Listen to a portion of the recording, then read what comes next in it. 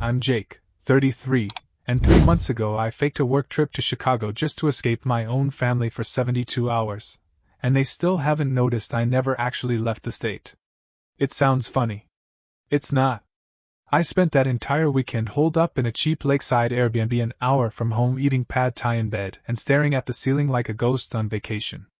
Because being home felt like suffocating slowly while everyone else breathed just fine. I wasn't always invisible. Or maybe I was, and I just didn't notice until the day my niece asked if I was still the uncle with the couch. Not the one who took her to her first concert. Not the one who taught her how to ride a bike. Just the guy who was always around but never quite there.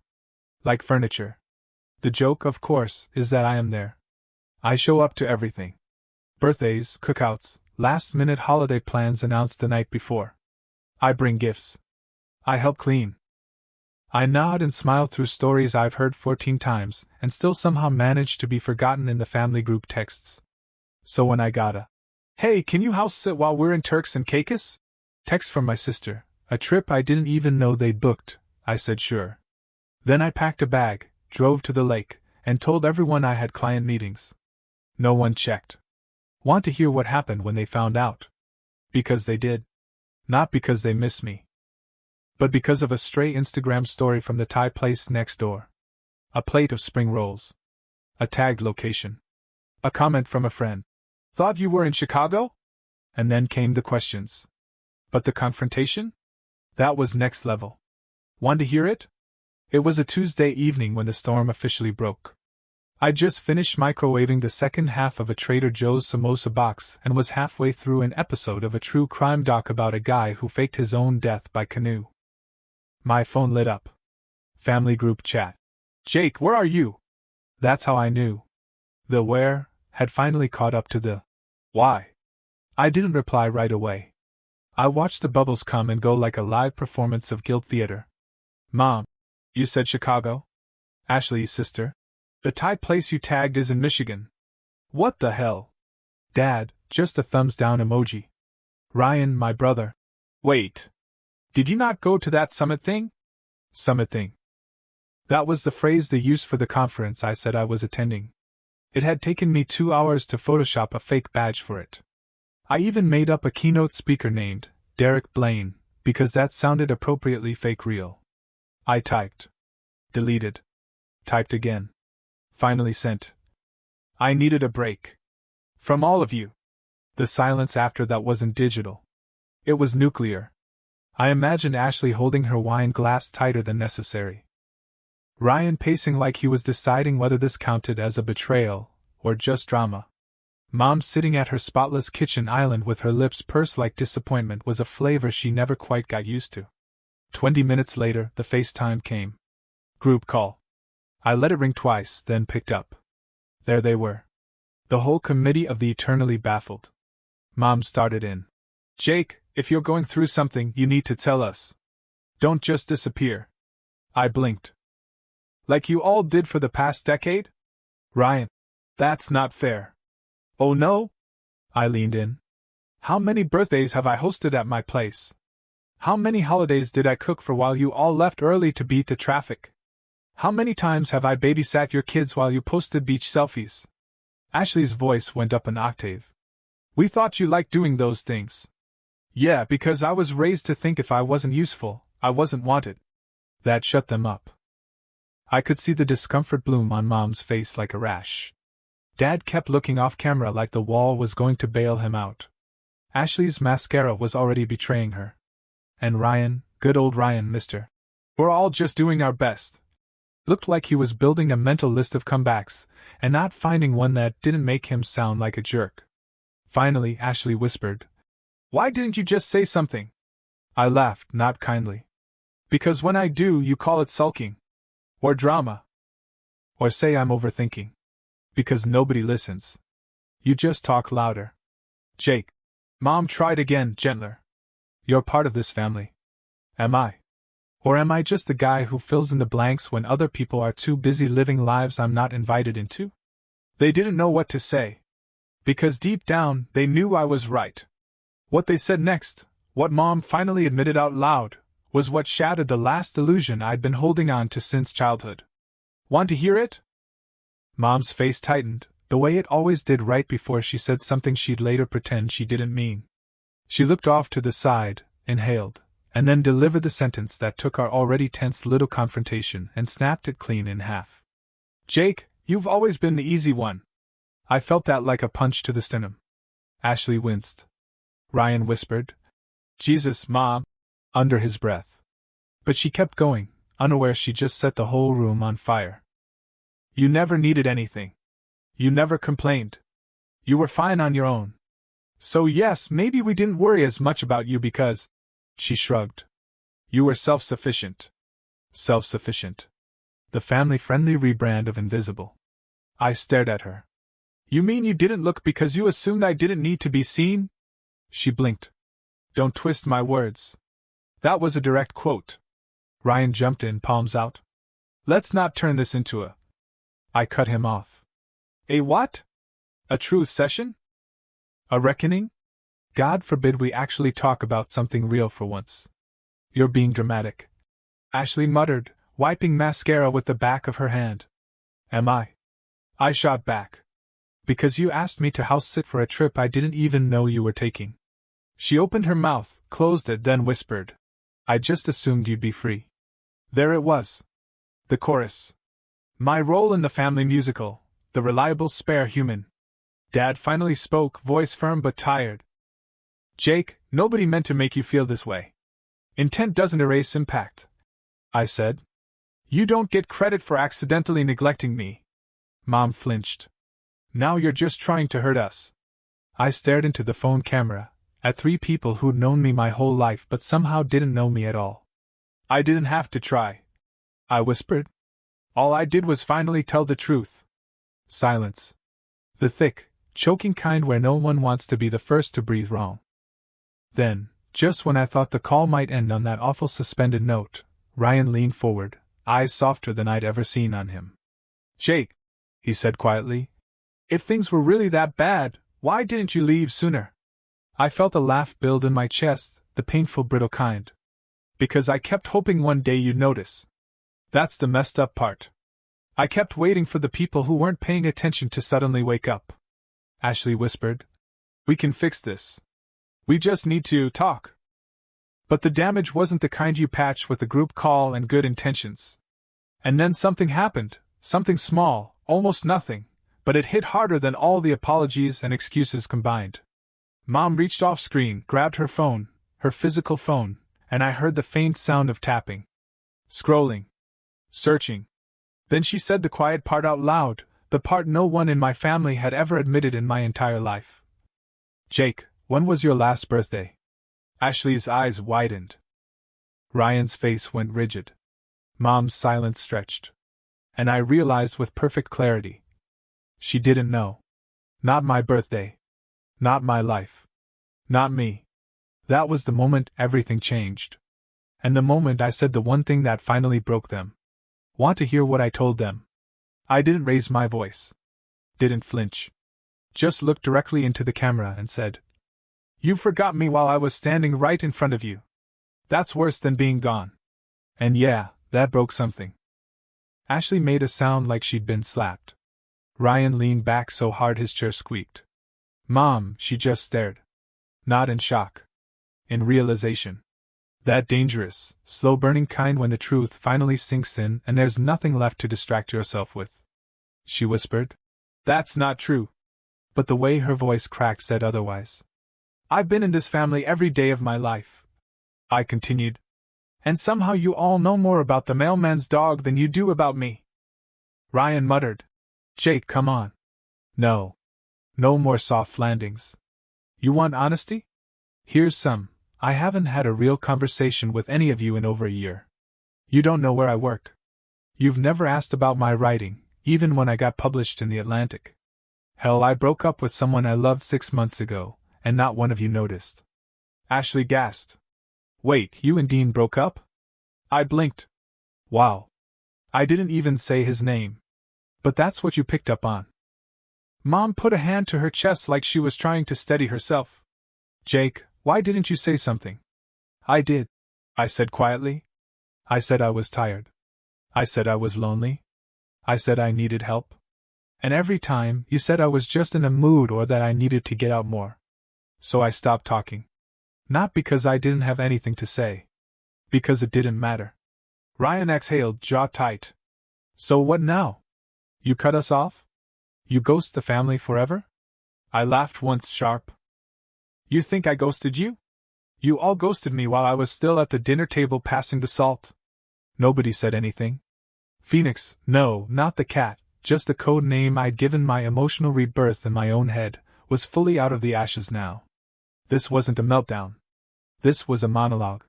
Look, I said finally, softening just slightly. I'm not asking for groveling or a group hug. I'm asking for space. To figure out if the version of me that existed in this family was ever real, or just convenient. Ashley's voice broke. I don't want to lose you. You already did, I said gently. But the good news is, maybe now you'll notice I'm gone. Mom wiped her eyes and for once, didn't try to guilt-trip me. She just whispered, Jake. What do we do? And for the first time in my entire adult life, I told them what I needed. Not what they wanted. Not what would keep the peace. What I actually needed to even consider coming back. Want to know what I said? I leaned back on the creaky rental chair in that lakeside Airbnb kitchen, stared down the screen like it was a courtroom, and delivered my terms with the calm of someone who had nothing left to prove. You want to fix this? I said. Then stop treating me like a background actor in a movie about your lives. Ashley flinched. Ryan said nothing. Mom looked like she was bracing for turbulence on a plane she didn't remember boarding. I continued. I need 3 things. And I'm dead serious about every one of them.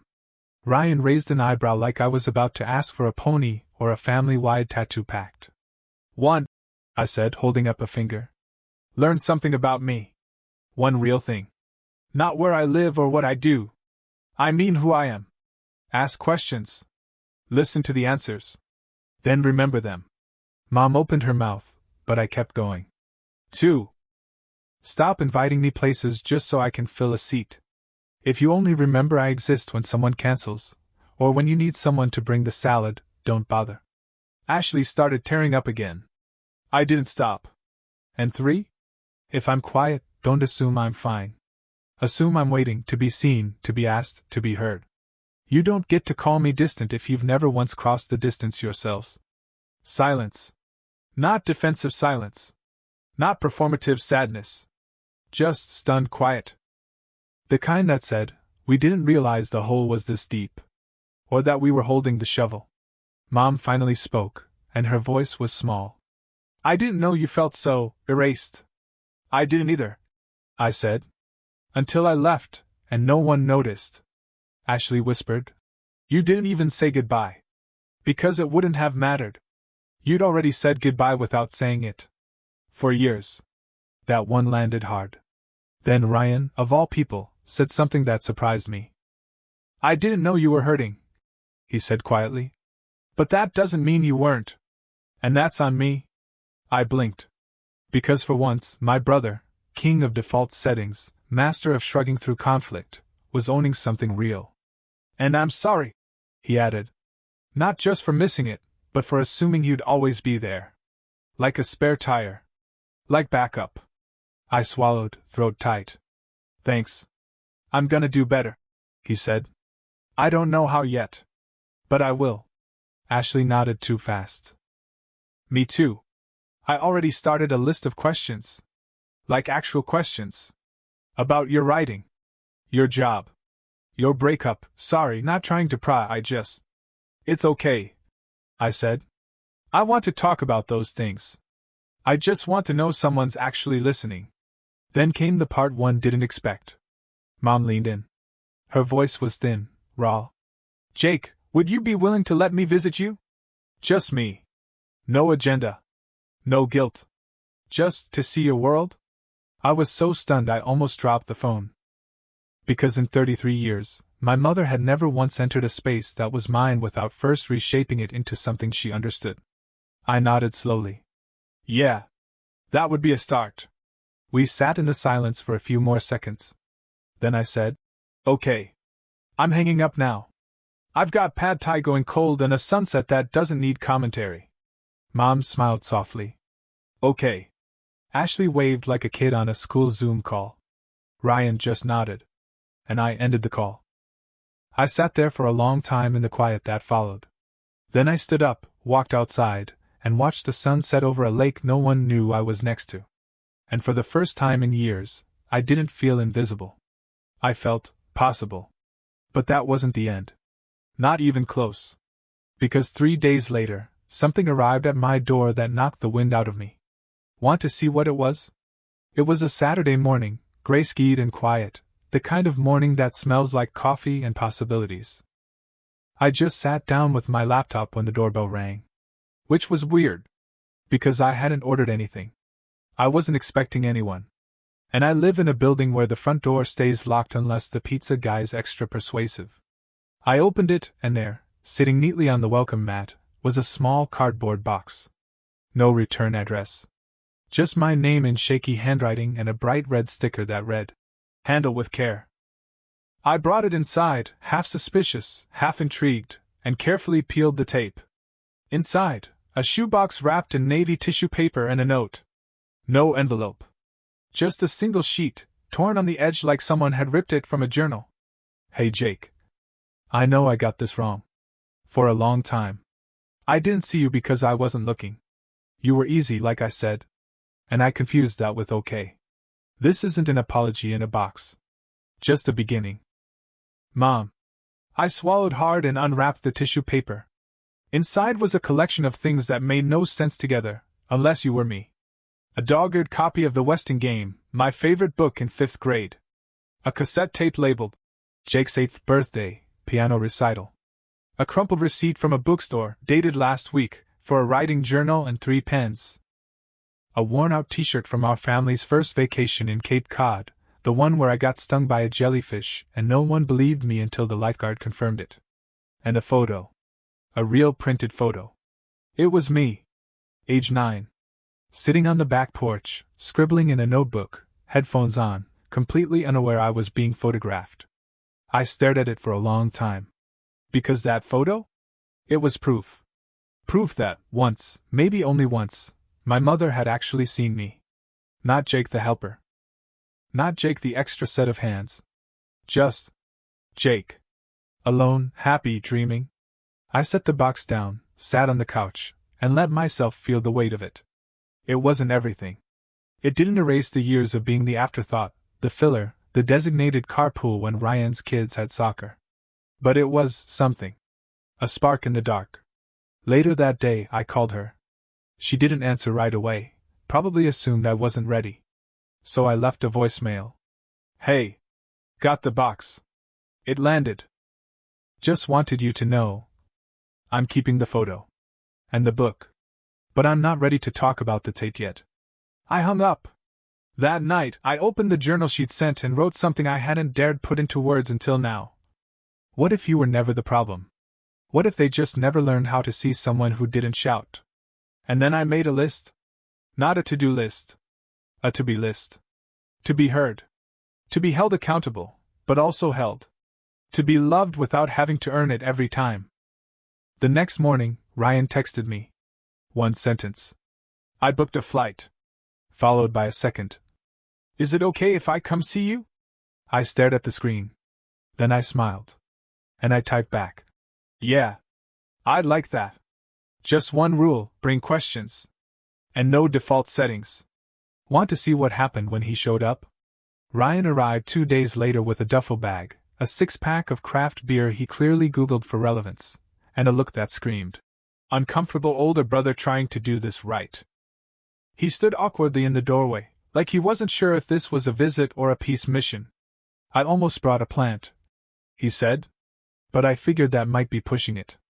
I let him in, nodded toward the couch. Beer's a better start. Plants die under pressure. He dropped the bag, looked around. This place is you. Yeah? Yeah. Minimalist, but weirdly personal. Like, cozy mystery author with a good skincare routine. I snorted. I'll take that. We sat. He cracked open a beer, then surprised me by pulling out a notebook. Okay, he said. I brought questions. I blinked. You're kidding. Nope. I googled how to reconnect with your estranged sibling, and apparently listening is the new black. And for the first time in a long time, I laughed. Not the bitter kind. Not the polite kind. A real, genuine, throat-cracking laugh. He flipped to page 1. What do you actually do? Like, not the job title. What do you spend your days doing? I stared at him. Seriously? I asked. Dead serious. I realized last week I've told people you do stuff with media, which means I've basically told people you're an Instagram filter. So I told him. I told him about the freelance gigs, the creative writing clients I coach.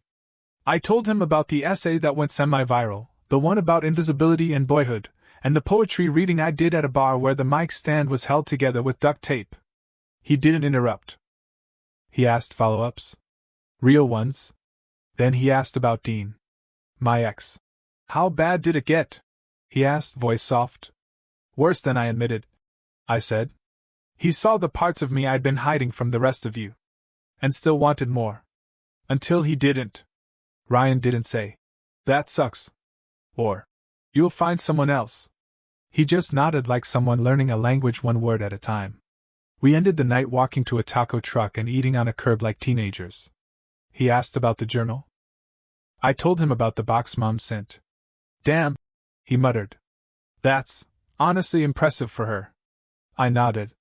It's a start. He paused, staring into his beer like it might offer answers. You know, I always thought I had you figured out, he said. You were just chill. Unbothered. The peacemaker. But now I think you were just tired. I was exhausted, I said. But I didn't know it until I left. He looked at me. Really looked. Do you want to come home for Thanksgiving this year? I blinked. What? I'm asking early, he said. No pressure. But if you say yes, I want to actually plan. Like ask you what you want to eat. Where you want to sit. Not just expect you to show up and be flexible. That hit harder than any apology. Okay, I said slowly. Ask me again in 2 weeks. If you still mean it, I'll say yes. He nodded. We finished our tacos in silence, the good kind. Then he clapped me on the shoulder like he used to when we were kids sneaking out to play flashlight tag. Hey, he said as we got up. I'm proud of you. Even before all this. I just didn't say it because I assumed you didn't need to hear it. I looked at him. We both made that mistake. He flew back the next morning. No grand gesture. No emotional montage. Just a real hug and a real goodbye. And that night, my phone buzzed with a message from Ashley. Guess what I just found? Want to hear what she sent, and the secret it finally revealed? Ashley's message was followed by a photo. At first, I didn't understand what I was looking at. Blurry. Dim lighting. But then my breath caught. It was me. 12 years old. Sitting cross-legged on the living room floor, a science fair trifold behind me, a ribbon hanging from one corner. Ashley had circled the photo's bottom corner in red, with a caption. Look at Dad. I zoomed in. There he was, off to the side of the frame. Sitting on the couch in full work uniform, dirt-streaked jeans, safety vest still on. Eyes locked on me. Not smiling. Not clapping. Just watching. But not passively. The kind of watching that says, I see you. I just don't know how to say it out loud. Ashley texted again. I found it in a box labeled old stuff in the attic. Mom kept everything of mine. But this was in his box. And then another message. Jake, I think we all misread him. She sent a third message after that. A screenshot. An email chain between her and Dad. Recent. Timestamps from the last week. Dad had emailed her a question. Do you think Jake would talk to me if I asked about his writing? Ashley had replied. Try. Just try. And he had. 10 minutes later, my inbox pinged. From Samuel M. Ellison. Subject, Curious Dad. No intro. Just this. Jake. I read one of your essays. The one about the lake. I didn't understand all of it, but I recognized the silence part. I think I passed mine down to you without realizing it. I'm sorry for that. Would you maybe want to come home for a weekend? No big speeches. Just dinner. And if you want to bring a copy of something you wrote, I'll read it. Love. Dad. I stared at it for a long time. Because growing up, my dad didn't talk unless he had to. He communicated in rides to school and fixed porch steps. He loved with his hands, not his words. And now, years too late, but not too late, he was trying to speak my language. I hit reply. Typed 3 words. Send me a date. That night, Ashley called. She was in her car, sitting in the driveway. You know, he asked me how to open a PDF? She said, laughing through a sniffle. I smiled. That sounds right. He's nervous. He keeps asking if he should wear a nice shirt. Like you're bringing a date home or something. He is the date. We laughed. Then she paused. You know. I found something else. Oh boy. No, it's kind of big. She hesitated. After you left, Mom went through the group chat history. Apparently she found the texts you sent before you moved. She just hadn't read them. Figures. She printed them out, Ashley said softly. Highlighted them. And taped one to the fridge. I froze. Which one? Ashley cleared her throat. The one that said, Arizona isn't just a job change. It's a me change. My chest felt too tight for words. She's trying, Jake. Clumsily. Late. But trying. I nodded. I know. And for the first time, I believed it. 2 days later, a handwritten envelope arrived at my door. Mom's handwriting. Inside, a card. Front. Come home, Jake. Inside. A Polaroid of the old couch. On it, Phoenix. My cat. Curled up with a tiny knit blanket draped over her like royalty. Caption in Mom's handwriting. Phoenix said she'll supervise the hugs. I laughed so hard I cried. Want to hear what happened when I actually went home? 3 weeks later, I stepped off the plane with a backpack slung over one shoulder, a tin of homemade cookies from my neighbor in Phoenix, and a stomach full of nerves. I hadn't set foot back in my parents' house in over a year. Not since I left with no goodbye, no ceremony, just a group text and a cat that hated air travel. The drive from the airport was short. Too short. I stared out the window of the Uber like it might offer some kind of metaphor. Nothing. Just Connecticut trees, too green for October and too familiar to feel poetic. The house hadn't changed. Same hydrangeas. Same mailbox Dad had fixed a dozen times instead of replacing. Same uneven stepping stone that still wobbled under my foot. But when the door opened, everything felt different. Mom stood there in a cardigan I'd never seen her wear. Her eyes were nervous. Hopeful. Behind her, Ashley was hanging streamers over the dining room table like it was a birthday, even though it wasn't. Ryan's kids were squealing somewhere in the background. And Dad was standing at the stove, flipping something that looked suspiciously like my favorite pancakes. Hi, I said. Mom reached out like she wasn't sure if I'd pull away. I didn't. We hugged. It wasn't awkward. It wasn't overcompensating. It was just human. Inside, the smell of cinnamon and burnt batter wrapped around me like a memory. You made brunch, I said. Dad grunted. Tried to. Ashley read me a blog post about it. It was a Pinterest board, actually, she corrected. We were going for emotional reentry with a light carbs theme. Ryan stepped out from the kitchen, holding 2 mugs of coffee. He handed me one without a word. No speech. Just coffee, cream already added the way I like it. We sat. No one asked about work right away. No one said, "So, what's new?" like I was an old friend returning from summer camp. They just let me be. Phoenix trotted into the room like a celebrity arriving late, tail high, completely unfazed. She jumped onto my lap like she never left, like I hadn't abandoned her to a house full of loud humans and unfamiliar smells. And then, while we were eating, it happened. Dad reached under the table and pulled out a folder.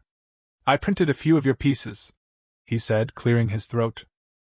Some of them I didn't totally get. But the one about the invisible sun at the visible table, I read that 3 times. I stared. You read my essays? He nodded. I wanted to understand. Not just you. But me. The way I made you feel. Mom reached for my hand under the table. We messed up, Jake. Not because we didn't love you, but because we thought love would cover the things we didn't say. I didn't need covering, I said. I needed clarity. Ryan raised his glass, orange juice, no champagne this time. To clarity.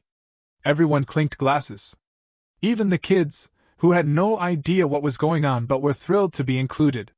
Later, Ashley pulled me aside on the porch. I know it's not fixed, she said. But I promise, we're not falling asleep at the wheel anymore. I looked out over the backyard where we used to play flashlight tag.